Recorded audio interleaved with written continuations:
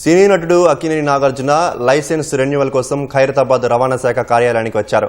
అనంతరం ఫోటో దిగి అప్లికేషన్ పై సంతకం చేశారు. నాగార్జున రవాణా శాఖ కార్యాలయానికి వస్తున్నారని తెలియడంతో రవాణా శాఖ సిబ్బంది ఆయనతో సెల్ఫీలు దిగారు.